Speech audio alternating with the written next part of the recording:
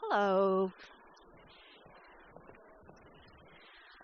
I am Megan without an H Regal, and I am the CEO of the Peace Center. So I'm so happy to welcome you here this evening. Megan with an H, Barp, who is the CEO of United Way of Greenville County, and I were sitting one night, yes, over wine at Northampton. We were sitting and we were talking about, wouldn't it be wonderful if we could partner on bringing amazing speakers to our community? And so you might say, why would you want to do that? Well, we're both Yankees, and we are all about addressing the elephant in the room. So we like the tough conversations. We like we like to get things on the table that just will put you at the edge of your seats. So that's one reason. Another reason is I think bringing fresh voices in from the outside is really good for all of us. Another reason, it gets us out of our bubbles. Like, I live in a bubble. And so when somebody else comes into the room and you're not familiar with them and they come up with these ideas, it forces you to look at things through a different lens. And that's so very important to all of us. Most importantly, we think we can change the world. So with all of you and your collaboration and your inspiration, I think when I listen to someone like Rich Harwood speak, he makes me think how we can be better at doing what we do. And so thank you, Megan, for figuring this out. And I want to thank all of you for being here. The Peace Center is an extraordinary place for arts and entertainment, but it's also an incredible place for education and inspiration. And all of you, this community, makes us successful, and we are grateful to each and every one of you. So after this is over, please join us in the lobby for a drink and a nosh and a book signing. And without further ado, I want to introduce a Peace Center trustee, a great friend, and an absolutely fierce colleague, Megan with an H, Barb. Thank you so much, Megan. Thank you and welcome. Good evening. I'm so glad to see so many of you here tonight to hear Rich Harwood speak. A huge thank you to Megan Regal and her incredible team here at the Peace Center. Megan and I met sort of right away when I got here a year and a half ago, and very quickly realized that we are both committed to changing as many lives as possible right here in our region. So really delighted to partner with the Peace Center. I had the pleasure of meeting Rich Harwood about 10 years ago when I was lucky enough to be in one of his sessions about turning outward. And little did I know at that time that that would be absolutely transformational for myself as a leader, but also in terms of our collective work at United Way to this very day. It's all about transforming lives. And Rich has built his career around doing just that, transforming lives. He works with individuals, he works with organizations and communities to really lean into the toughest issues in our community and make sure that people are really wrapped around those issues to create change. He has started the Harwood Institute over 30 years ago, which has done this in a very meaningful way throughout all 50 states and 40 countries around the world. So Rich is an instrumental player in the space of tough conversations, but also making sure that we have shared solutions. He's a frequent contributor on our national media platforms. He has written several books. He is frequently writing articles and publications that highlight the work that he does. I could go on and on, but that would take the entire time of Rich being up here, of his many, many accomplishments. Megan mentioned he'll be in the lobby after this, signing books. He will also be taking questions. So sort of midway through the conversation, you'll see a microphone set up on this side of the aisle and this side of the aisle where you can ask your questions. It's all about that community conversation. So without further ado, please join me in welcoming Rich Harwood to the stage. Thanks. Really appreciate it. You got this. Thank you so much, Greenville. Great to be here with you. Great to be at the Peace Center. What an incredible place. Before I get started, two incredible leaders just introduced me, Megan Regal and Megan Barp. Not every community has leaders like the two of them. How about a round of applause for the great work that they do? I am delighted to be here in Greenville County, upstate. I don't need to tell you that Greenville is the envy of the South, the envy of so many communities across our great country. You have incredible higher education institutions. You have rebuilt this community over the last 20 years. It's an amazing feat that you have accomplished together. I also don't need to tell you that you have certain challenges, and I won't sugarcoat any of them. Amid your great growth, you're trying to figure out how to manage your growth. Amid your growth, you have growing income inequalities in this county. Amid your growth, you have growing achievement gaps in your schools. Amid this growth, you have intergenerational poverty where people have a lack of hope that their lives can be better tomorrow. I believe that what you do in Greenville is not only important for what happens here in Greenville and South Carolina, I think it's important for the rest of the country because we need examples of communities that have come together and solved problems. But here's the thing. We are a divided nation right now. At no other time that I've been doing this work in the last 30, 35 years have I seen such a divided nation. Our public discourse is polarized. There are so many Americans who feel grievances and feel aggrieved. Many of them, it seems to me, legitimate. There are so many of us who have turned our backs on one another, who have turned away from one another. There are so many of us who are hunkered down and retreated. And unfortunately, there are way too many of us who have divvied ourselves up into our little tribes and are just going along in our lives. But here's my message to you tonight. As folks who live in Greenville and South Carolina and as fellow Americans, we do not have to accept what's happening in our country today. There is a better way forward. There is a practical way to build a more hopeful, more inclusive society that works for all Americans, not just for some of us.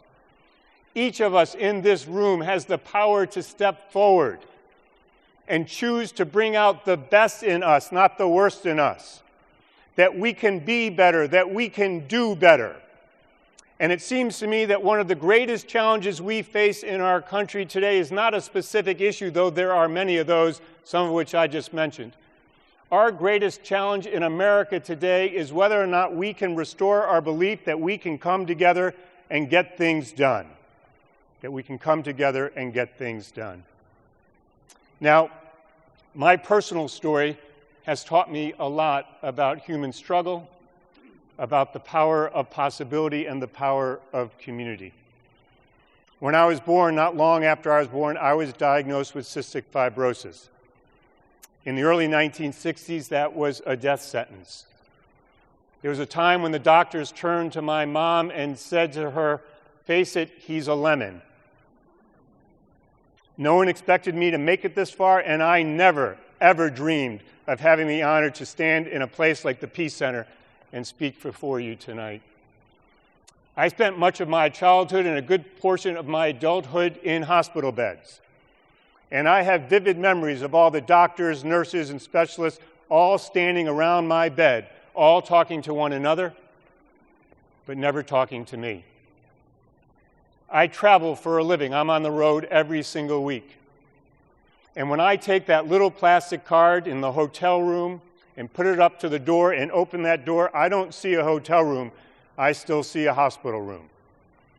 And it's not until a number of years ago that I stopped sleeping in hotel rooms with every single light turned on and where I slept in my clothes.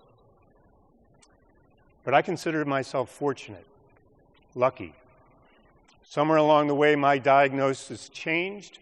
But long before that, there were 3 men who entered my life, who made sure I didn't slip through the cracks and who lifted me up. There was my youth basketball and baseball coach, a guy named Mr. Rivers, who was a laborer at our local racetrack. And he taught me that notwithstanding my own illness and my own anxieties, that I could exert myself physically. And he was the first adult in my life who taught me that it was okay to have hope. To have hope.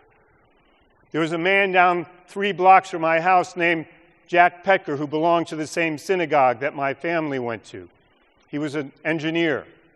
And on weekends, he would pick me up and take me to our synagogue to run errands and do tasks. And many times we had to fix electrical problems in the ceiling. And I still remember to this day him making me climb up the ladder with my legs shaking in my fear of heights. And now looking back on it, as hokey as it may sound, I realize that he was teaching me that I could rise up above my fears and reach for my potential. My next door neighbor, a guy named Jack Brundage, worked at the assembly plant for General Mills packaging Cheerios. He had a wood shop in his backyard. And on occasion, he would take me back into the wood shop and teach me as an 8-year-old, 9-year-old, 10-year-old to make things. And he taught me that I could actually be a producer of things, a maker, a creator of something. These 3 men saved my lives, and I will never forget them. But I will also never forget what it felt like not being seen and heard. I will never forget what it felt like to feel invisible as a child. I will never forget what it felt like and what it feels like to have my dignity stripped from me. And I will never forget what it feels like to believe that tomorrow will not be better than today, because in my experience, tomorrow often was worse than today. But here's the thing, so many Americans, it seems to me, are wrestling with the same set of issues today. We face a human challenge in our society. I know we like to talk about the technical challenges, but we face a human challenge. I think there are many Americans in our lives right here in Greenville and upstate who are wondering whether or not they will be afforded dignity. Not respect. Respect, as you know, is something earned. Dignity is a birthright. Dignity is intrinsic to being alive. And I think so many Americans want to know, do we see and hear them? Are they visible to us? Is what matters to them matters to us? They want to know whether or not they will be afforded dignity regardless of the color of their skin, regardless of what part of this county they live in, regardless of what kind of car they drive, how much money they have, and what kind of house they live in. I think people want to know whether or not there will be hope for them. Hope for me is not a campaign slogan. It's not a bumper sticker, and nor is it an abstract idea. To me, hope is the single mom who has 2 kids that she sends to a public school, and she wants to know, will her kids get a good education tomorrow? Will her kids be afforded an opportunity and a shot at the American dream? Will they be able to fulfill their God-given potential? Hope is her 2 kids when they put their head on their pillow at night, just like all of us did at one point, and they begin to close their eyes and doze off. Hope to them is whether or not they believe that tomorrow really can be better than today, or whether or not tomorrow will just be more drudgery. And community. People want to know whether or not we really believe in community, or it's just a nice word we toss around. There are so many people in our society today who feel left out and left behind. There are so many people who believe they have to go it alone on their own. We have a choice right here in Greenville County.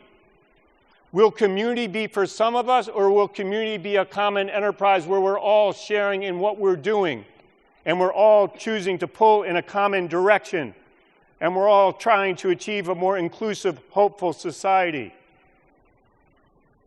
Now, I'm working in a community in eastern Kentucky where I'm actually seeing this play out, and I'm actually seeing people make good on these ideas. 3 years ago, we started working in a place called Clark County. The community, there are kids there who told us, who go to a blue ribbon school, they said they feel abandoned in their own community. It's a community racked by an opioid crisis. The pastors in town are sowing division between themselves and among themselves over their theology, and fighting to put people in seats on Wednesday nights and Sunday mornings. There is a history in this community of slavery and enslavement and ongoing racism. But in just 3 short years, the people you would least expect to step forward, in the combinations you would least expect to see, are taking actions that we would least expect to come about. The YMCA there closed their doors for a lack of funding, and 400 kids were playing basketball there all the time. And so these kids now were out on the street with nothing to do. A local pastor named Mike McCormick, who had been praying over shootings that had been taking place in our communities, over the family breakdown that's taking place in Clark County, over the prevalent racism that still exists in this community, decided to reach out to 2 other pastors that he began to work with through our work. And they decided to start a new sports league. But the sports league really was about character development. Sports were just to get the kids to show up. And the sports league was just an avenue to get other adults to come and wrap their arms around these kids and build a network around them to support them and love them and demonstrate that they're not alone. And so when they started the sports league together with these 3 pastors at their churches, they didn't have 400 kids, they had 840 kids. The second year, they had 1,000 kids. And the third year, it kept growing. It grew so big that they outgrew their space. They didn't have enough gymnasiums for kids to play every week. And so another pastor in town heard about this, one who had been divided from these others. And he raised his hand and he said, I can't believe I'm going to do this, but I have a gym that's in disrepair, but I'll offer it up.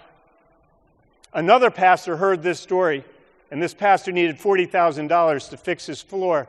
Another pastor heard this and said, I can't believe I'm going to say this, but I'm willing to go to my congregation and ask them for money to fix your floor. And he raised $15,000. And then 2 other pastors found this out. They also raised their hand and stepped forward. And between them all, they collected the $40,000, and that floor is now fixed. The people we least expect to step forward in the least combinations we would ever expect, and do extraordinary things. This sports league is now winning national awards for what they're doing. Across town, 2 women who were recovering from substance abuse went to a conference on substance abuse in Louisville. They came back with this idea. They said, there are so many people overdosing on drugs in our community. The problem is that there aren't enough empathetic folks engaging with them in their overdoses to get them into treatment. And so they decided to create a program to train other substance abuse recoverers, to counsel people who are overdosing from drugs and to get them into treatment. It's so effective that they're now training doctors and nurses and clinicians who were hoping to do this all along.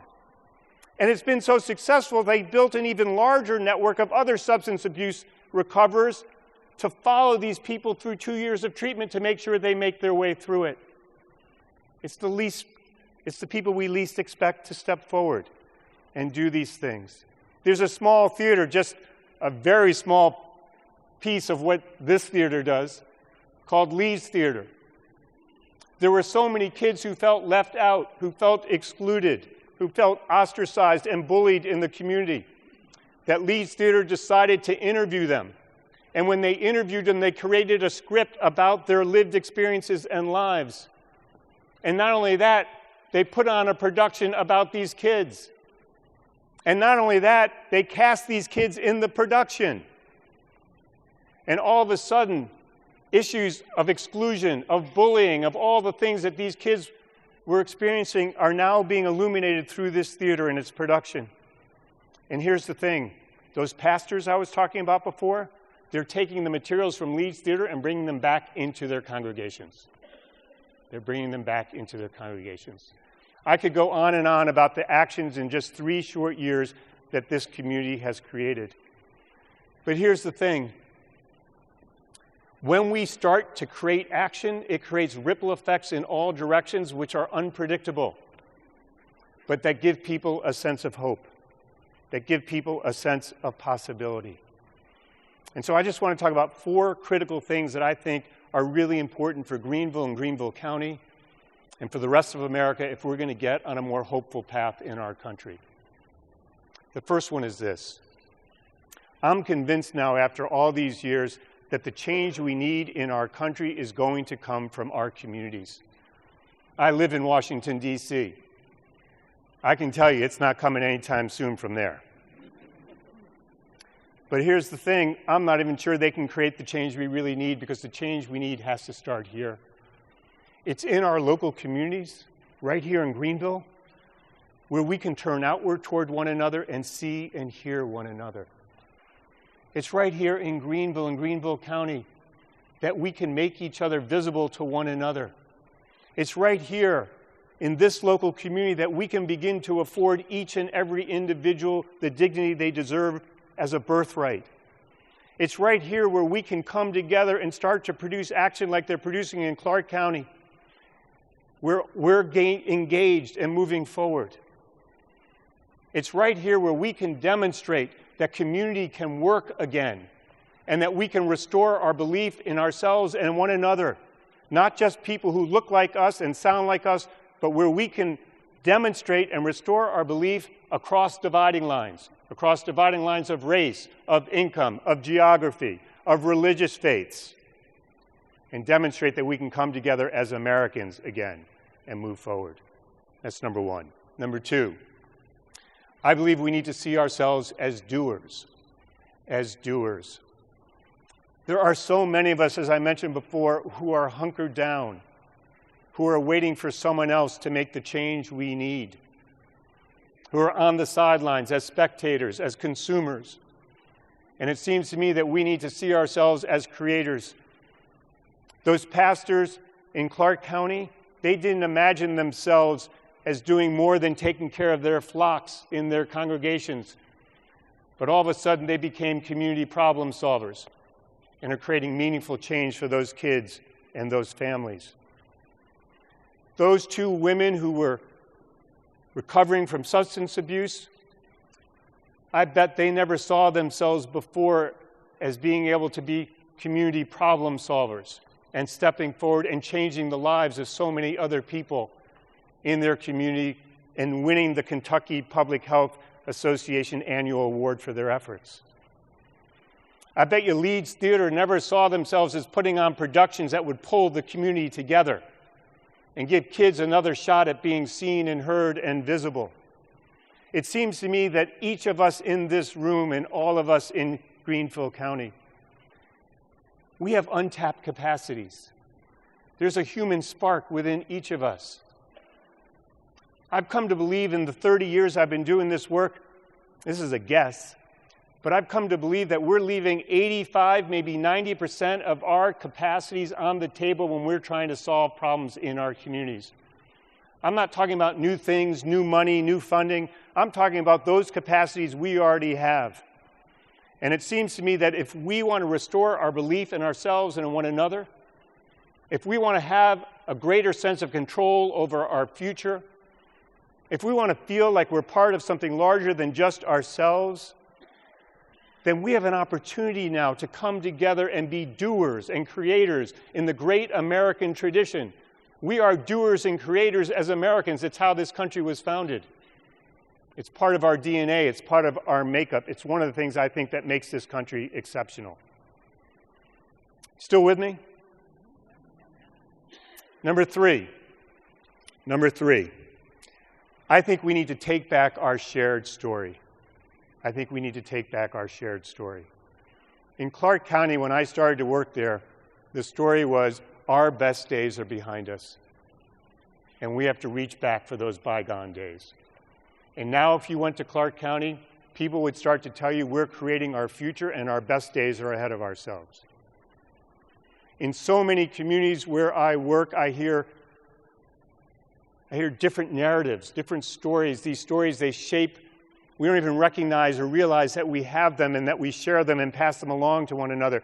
But they shape our mindset, our attitudes, our actions, our behaviors. In some communities where I work, the motto that people told me of their community when I asked them was, get this, I'm for me and you're for me. I'm for me and you're for me. There's some narratives in some communities where I work where the narrative is our kids don't have the capacity or the potential to learn. There's some communities where I work where the narrative is I'm waiting for the next mayor to get elected to come save us. There are some communities where I work where people said we integrated our housing in 1960 and so we are an inclusive community. And they're still telling that story to this day, except now they have income disparities, achievement gaps in their schools, and rampant racism. So their narrative has been outstripped by reality, but they've sugarcoated it. And then there are some communities that are burgeoning and growing beyond belief, beyond anyone's imagination, except there are people in their county who are being left behind and left out. And the question for communities like this is, will we tell a story about ourselves that is true and whole and honest, or will we only tell part of the story? It seems to me that we've got to reclaim in America a can-do narrative that is part of who we are and who we have been and who we need to be moving forward. And that this can-do narrative cannot sugarcoat where we are. We need to face reality squarely and deal with it up front. But in creating this can-do narrative, we can tell stories of where we are working together as doers to take on these challenges.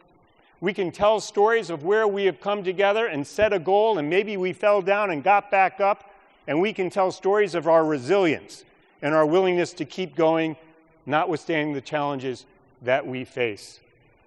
We need to reclaim our shared story and stop accepting the story from our politicians and the news media and all the naysayers who tell us we can't get anything done in this country, that we're too divided, that we're too polarized. We need a can-do narrative where people can gain a sense of possibility and hope that while we have challenges, and they are real, we also have the capacity and the will to take them on and to overcome them. There's an old country song, the refrain of which is, I can't see me in your eyes anymore. I can't see me in your eyes anymore. More than anything, as human beings, we want to see ourselves reflected. We want to know our reality counts.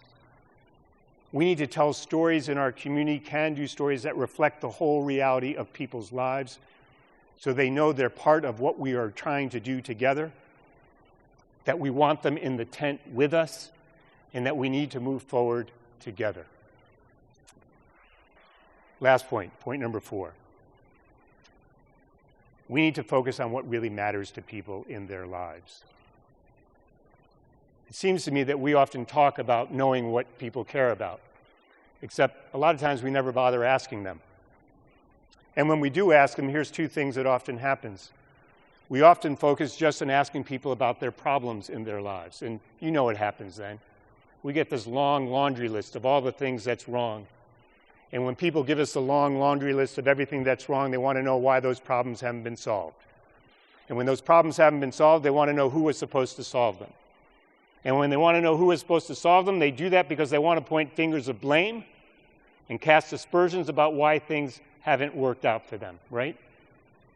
That's the same old toxic political discourse we get every day. If we insist on focusing on our problems solely, we will make no progress together because we will remain divided, angry, and without much hope. When we don't do that, we often create these utopian visions. I don't know if you've seen these. You know, they're usually printed on glossy paper in 4 colors, saddle-stitched. They usually have about 1,300 recommendations and 200 task forces. You ever see those? You ever wonder why nothing ever happens to those reports? It's because no one cares about utopian visions. The single mom with those 2 kids, she doesn't want a utopian vision. She wants to know how her kids are going to go to a better public school tomorrow, or the next day, or the next week. The person who can't get a job here wants to know how they're going to be able to find a job, and whether or not they're going to need job training. The person who can't find housing here wants to know how they're going to be able to afford housing in Greenville and be able to keep their kids here and live here well into the future. Utopian visions don't get us anywhere. They don't get us anywhere. So here's an alternative, I think, if we want more hopeful conversations rooted in reality. I think we need to start asking ourselves about our shared aspirations in our communities and in our lives. Think about it. Go home tonight and try this, or go to work tomorrow and try this, or go to church on Sunday and try this. Ask someone about their shared aspirations for their lives and their community, and they will tell you something from their gut that projects out, that is meaningful to their lives, and something that they really want done. They will talk about things that are actionable, doable, and achievable because they matter so much to them. And here's the other thing. When we start talking in our communities about our shared aspirations, we start to recognize that the person sitting next to us, who might be a person of another color, another religion, another faith, lives someplace else in this county, that while we do not agree on everything, there are plenty of things we do share in common that we can get to work on right away. And when we start to talk about our shared aspirations, we start to recognize that there is no single leader, no heroic leader. There is no single organization, there is no single group that can help us reach these shared aspirations, that we're going to need to come together and do the work together in order to move forward together. But here's another thing. If, in fact, we're committed to focusing on our shared aspirations, it's going to require something of us. Each of us in this room is going to have to be willing to step forward. We're going to have to be willing to go talk to folks who look different from us, who sound different from us, who live in areas that are different from us, who make different amounts of money than us. We're going to have to be willing to cross dividing lines.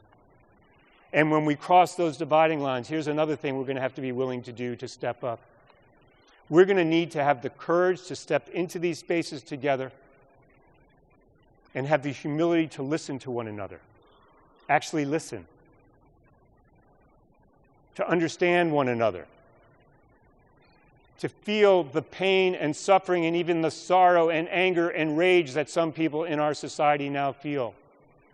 We're going to have to stay in that conversation in order to get this done. But here's the payoff.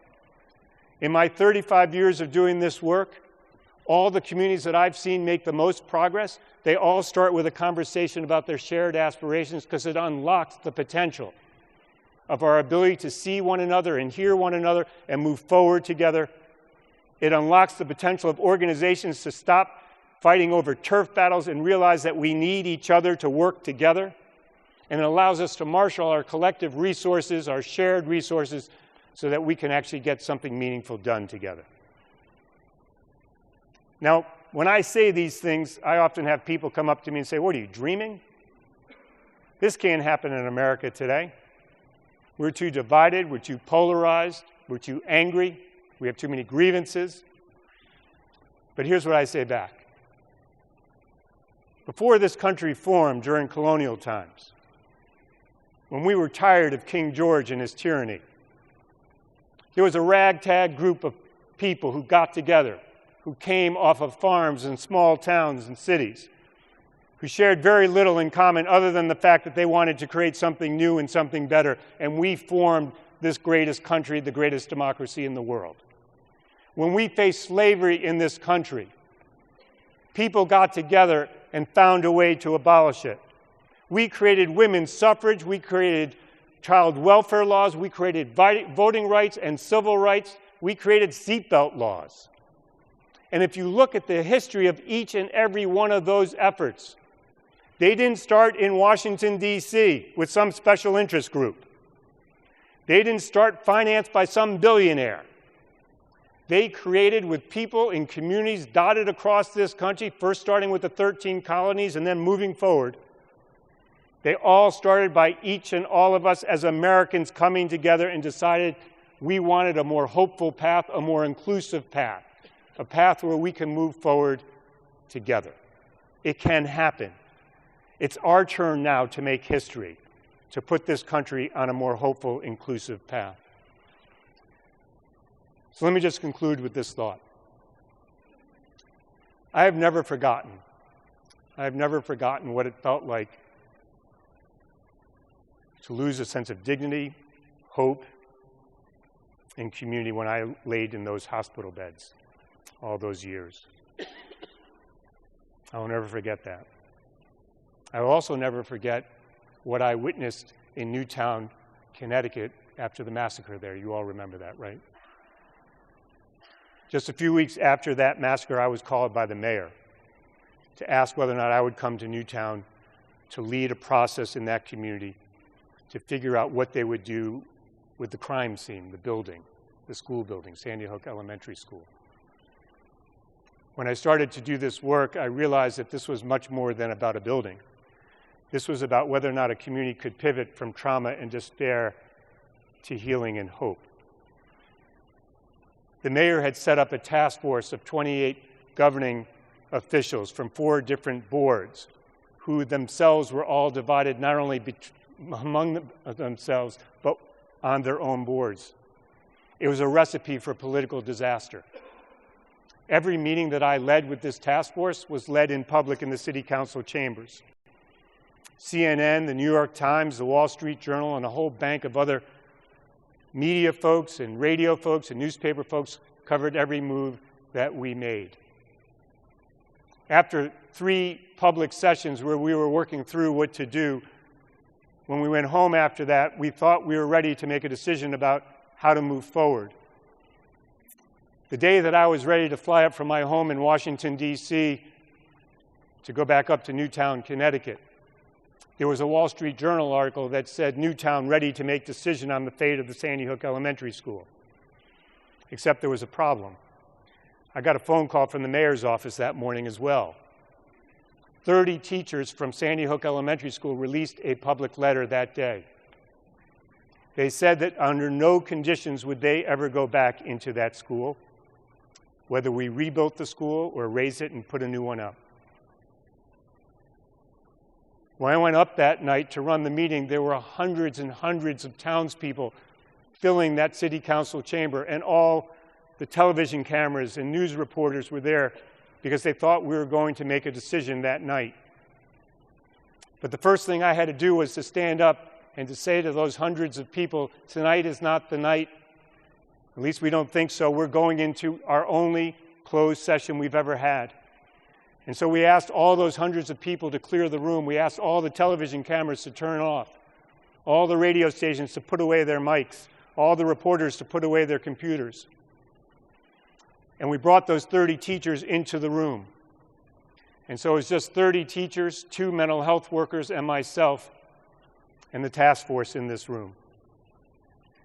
And for the next 2 hours, I heard the most harrowing stories I've ever heard in my life about how teachers hid kids in supply room cabinets, about how teachers hid kids in bathroom stalls, about how teachers and others barricaded the doors so the gunman couldn't get in, the 20-year-old Adam Lanza. They talked about watching their fellow teachers be gunned down in the hallway. And some talked about how they watched their kids, some of the 20 first graders who were massacred, shot in their room. It was harrowing. When we pulled the public session back together and those hundreds of people came back into the room and the television cameras turned back on and the radio stations turned their mics on and the reporters were clicking away on their computers, I stood up again and I said, while we thought we were going to make a decision tonight, tonight is not the night. I'm going to send the task force home. I'm going to ask them to talk to each other. I'm going to ask them to talk to their pastors and faith leaders. I'm going to ask them to talk to other townspeople to see what they make of what they heard. People were too afraid, their emotions too shot. And so when we came back in what we thought might be the final meeting 2 weeks later, we didn't know what would happen.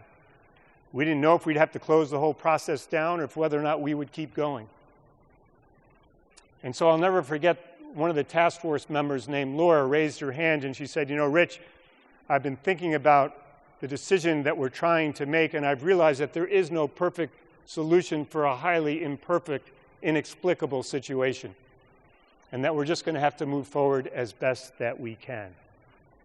And so on that night, over the course of 3 very long hours, the task force battled it out about what they would do. At one point, it looked like there would be no decision. At one point, it looked like the group would split into 3 separate groups. At one point, it looked like later on that we had two separate groups. And then lo and behold, something happened.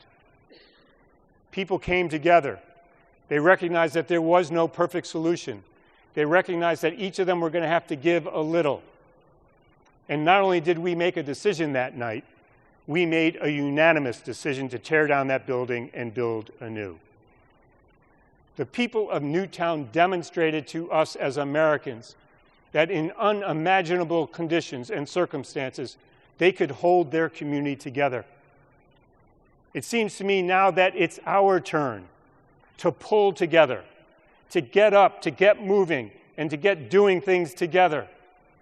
It's our turn to demonstrate that we can restore our belief in ourselves and in one another, that we can build a more hopeful, inclusive society where every person here in Greenville County has a shot at the American dream and every individual can fulfill their God-given potential.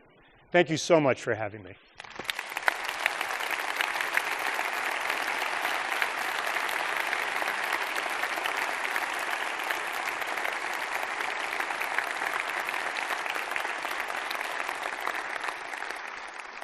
Love to take some questions, comments, thoughts, reactions. Anyone? There are mics, I believe. Hey, Rich. It's Megan over here. Hey, I have a question actually from the balcony where there's not a microphone. Can you jump down? Gage Weeks, come on down. Yes. So the question actually that Gage has is, do you have practical examples that you've seen in communities around creating better narratives of hope, particularly through the public and private sector lens? Absolutely. I mean, I think Youngstown, Ohio, is creating a new narrative. You know, in the 70s, they lost, 60s and 70s and 80s, they lost all their steel mills. It was a community that people in Youngstown had said in one of our reports was run by the mob. It was a highly divisive community and a very corrupt community. You may remember this is one of the communities where the congressman was thrown in jail. But they started to create a new narrative. The public library there stepped forward and started to create financial literacy programs. They rebuilt libraries that bridged neighborhoods that were divided by race and income. Youngstown State University tore down the wall that divided the university from downtown, so now they were more part of the downtown. There were new business incubators that were built downtown. There were new businesses that were created where young people started to come back into Youngstown, and so there were new restaurants and bars and shops built downtown. So this was a public-private, you couldn't have done this without a public-private partnership. And their narrative, while Northeast Ohio is still hurting, their narrative is one of we can actually keep making progress. They're no longer stuck. They are now facing tremendous challenges, but at least they have a sense of possibility and hope, and their narrative has, I think, turned a corner. So I hope that helps up in the balcony, notwithstanding the fact that you didn't jump down.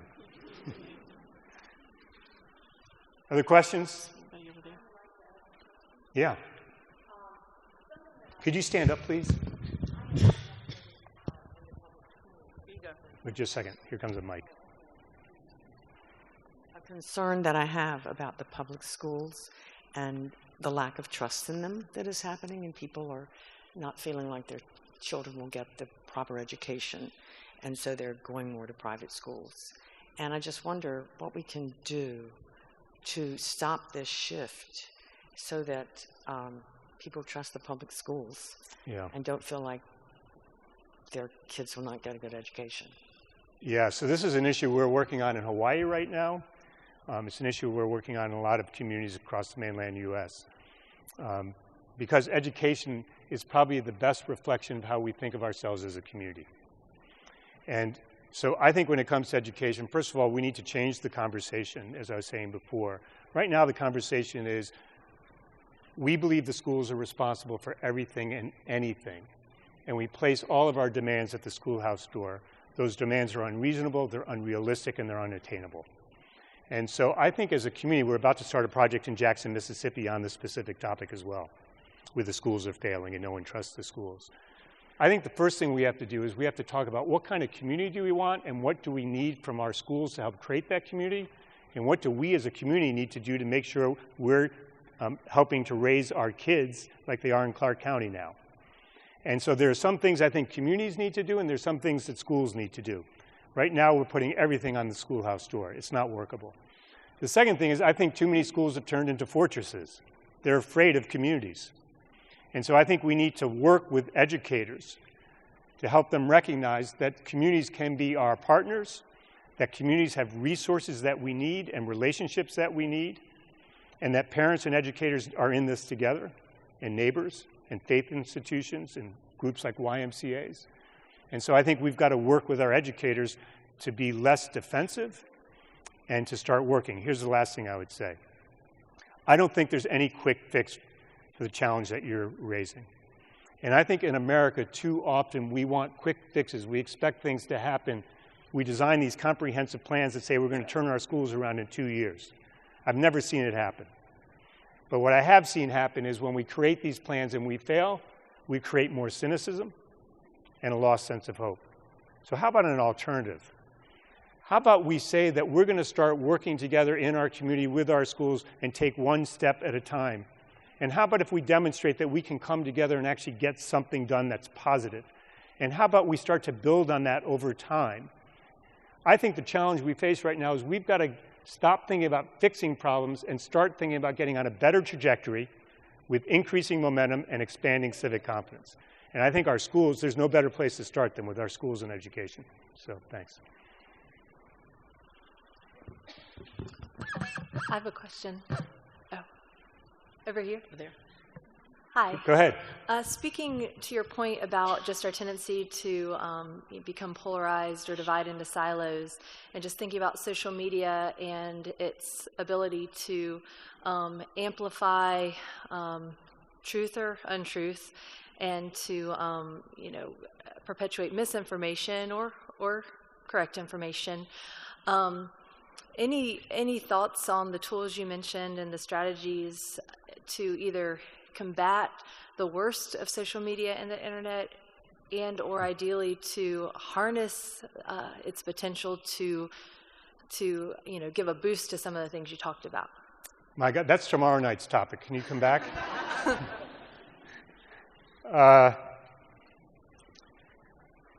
Well, as you know, there's no easy answer for this, right? I mean, the cat's out of the bag in a sense.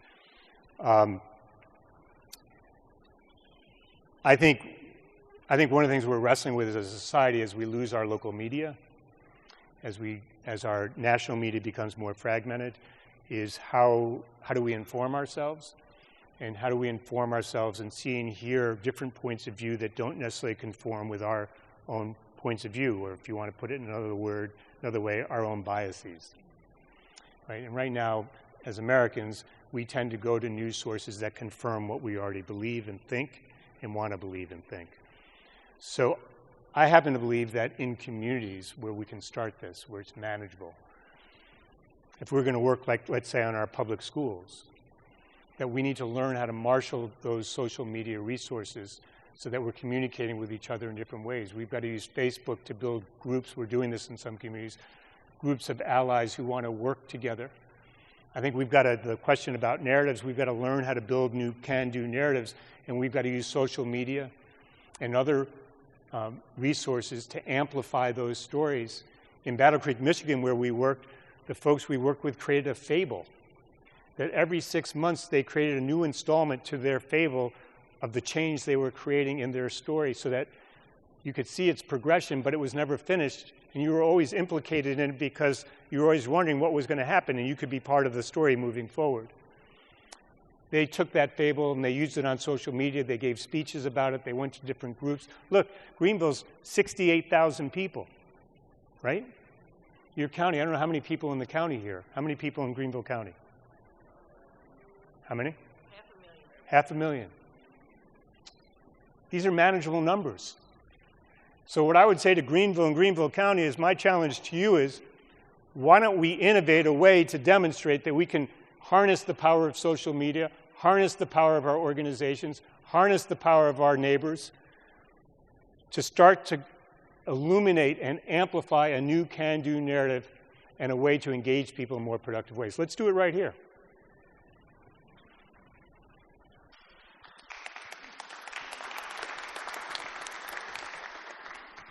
Hey, Rich, it's Tish McCutcheon. Hey, Tish.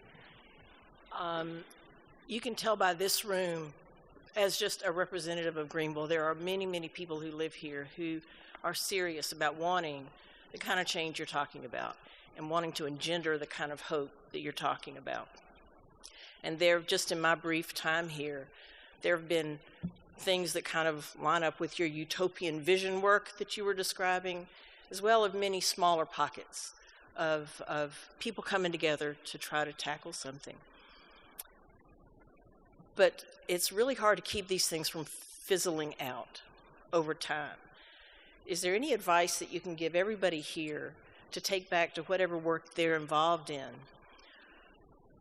terms of a secret sauce or one practice or one thing that if you can just hold on to this way of working together, you can get through the rough times and you can sustain over a long period of time and actually see some of this happening? And if you have a community, to go back to Gage's question, where you can point to that we could learn from, that would be real helpful. Yeah.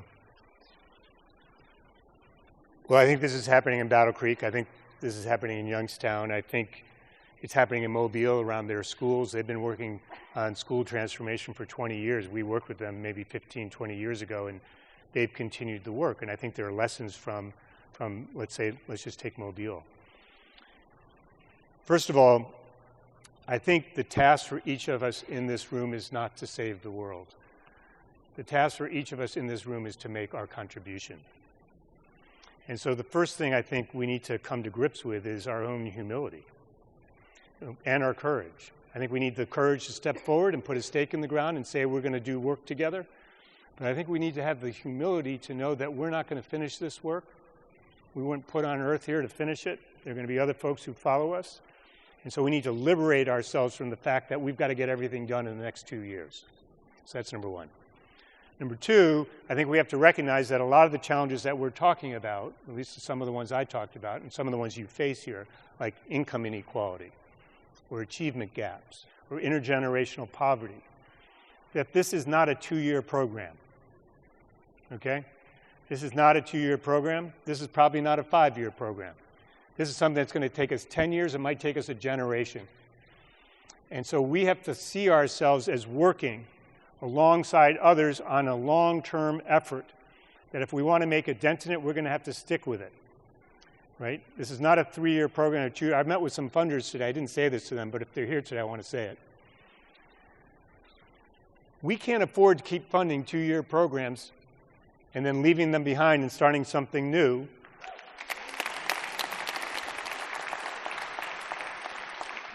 And think we're going to make any kind of difference in people's lives that's real.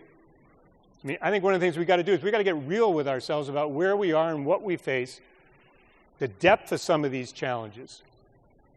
And to the person's question over here, the lack of trust that we have in our society right now, that is pervasive.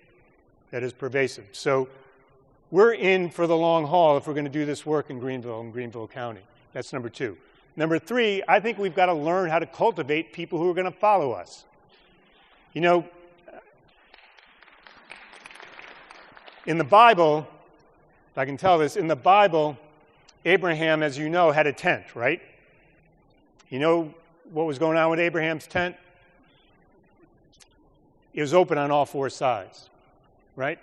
All 4 flaps were open. And do you know where Abraham was standing in that tent? He wasn't sitting in the middle. He wasn't sitting on the floor. He wasn't eating something. Abraham was standing at the edge of the tent looking to see who's coming his way so he could welcome them into the tent.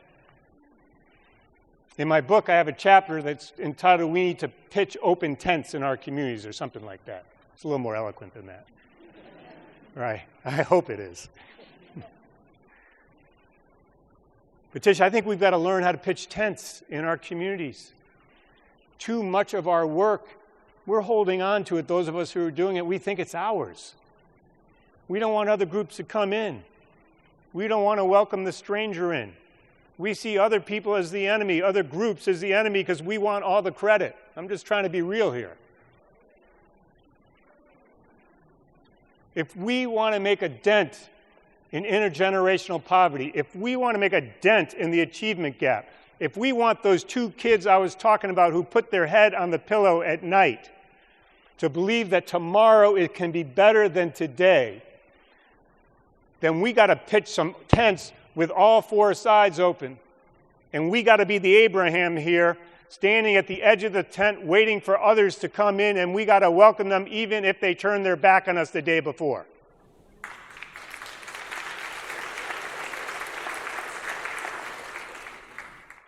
So that's number 3. Number 4, and I'll end with this. There are other things I could say, but number 4, I just want to mention this because I was talking to someone in Greenville about this today. When we fall down, we think we have failed. We get embarrassed.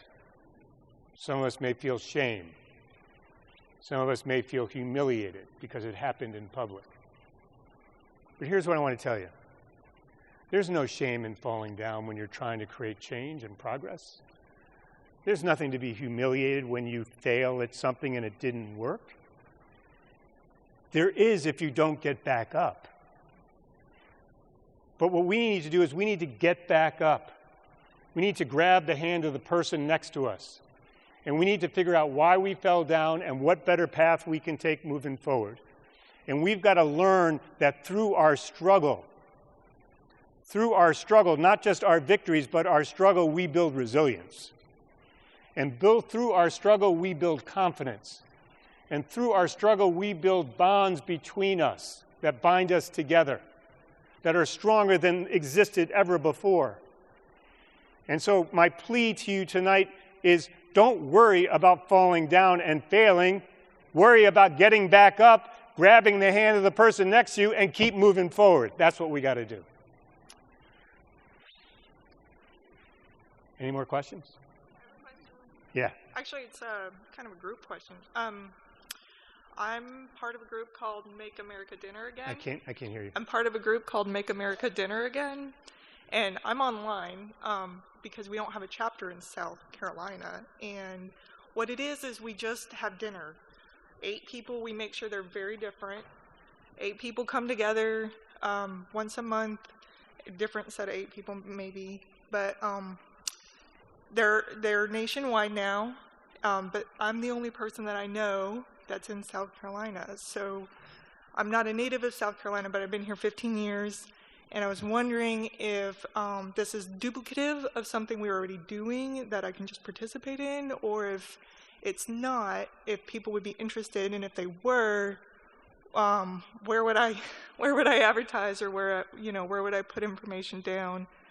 I'm not fully trained up on how to just do the dinners. I just moderate online right now, but we are like almost the last remaining state for Make America Dinner Again. It's a really cool group.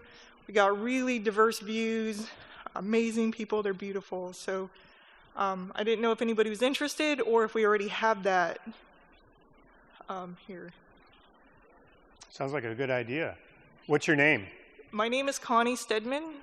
Okay, you're going to stay afterwards for a glass of wine? I do drink wine. Now you are. Yeah, yes. So here's the deal.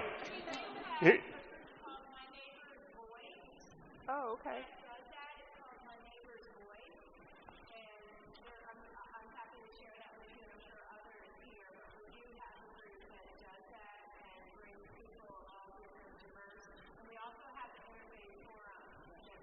Great.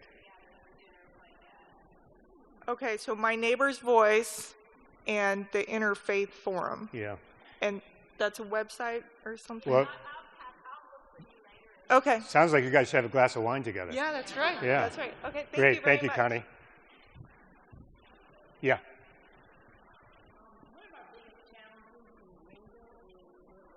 Mm-hmm.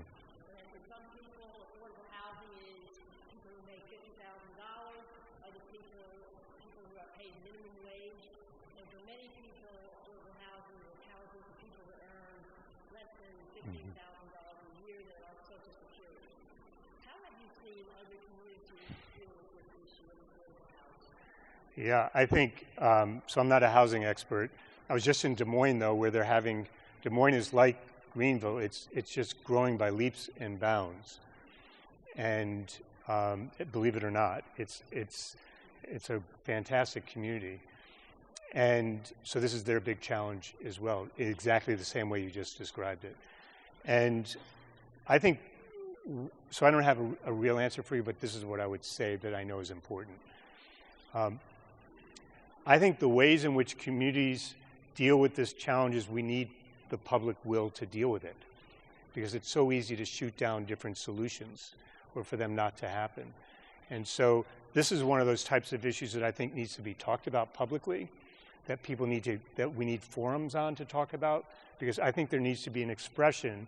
For me, housing, the way you just described it, much like public schools, is a proxy for the type of community we want to have. Do we want a community that's inclusive, where people can afford to live, or where everyone is priced out? Do we want a community where people can raise their kids and their kids can stay and afford to stay, or do we want them to move away to some other community? And I think these are the types of things we've got to talk about as a community, because we need some kind of expression of will about what's important to us. So.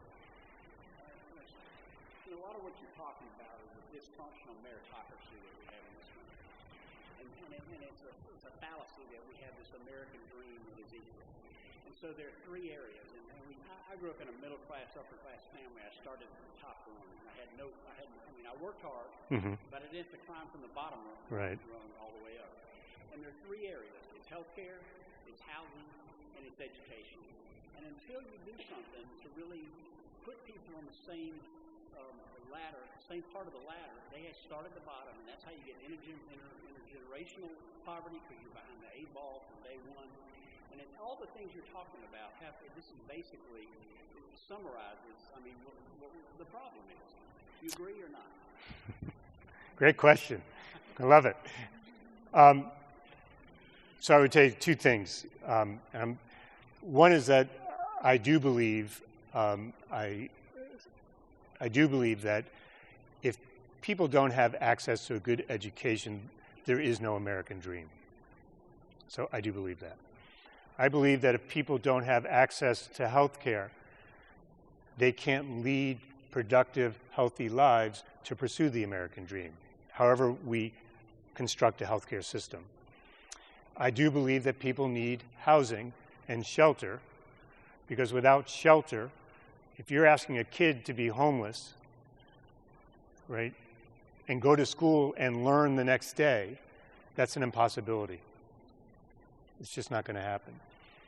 I think the argument I'm making tonight is that in order for us to figure out how to deal with these issues and what the right course is on education, what the right course is on housing, what the right course is on health care, that we have a fundamental choice in our country.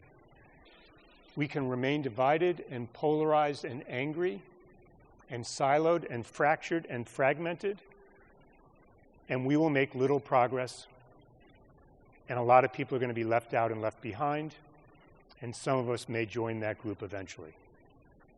Or we can choose right here in Greenville and Greenville County. I'm not talking about the rest of America. I'm just talking about here.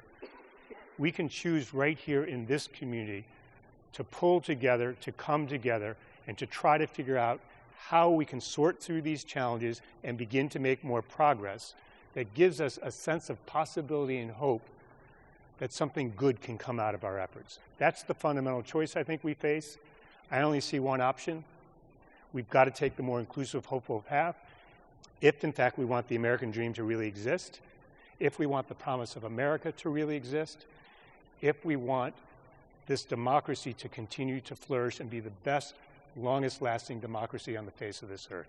So thank you very much. Thank you so much, Rich. I think you probably share what I already know about Greenville and Greenville County is there is no shortage of passion in this community to create change. So thank you so much for joining us. Please do join us in the lobby where Rich will be out there signing books and also having conversations with all of you as well. And again, a special thank you to Megan Riegel of the Peace Center. Thank you for your friendship. Thank you for your partnership in this. The first of many as well. So thank you, Megan. And it's so nice to see you. When we walked out on stage, at first we couldn't see you, so it's so awesome to see all of you here. Thank you. I hope this is the beginning of lots of opportunities like this that we can share. I just stepped through the crack in the floor there. But this is important. And maybe, Rich, we can get you back in this community to show us the way. Be great. And thank you for being here.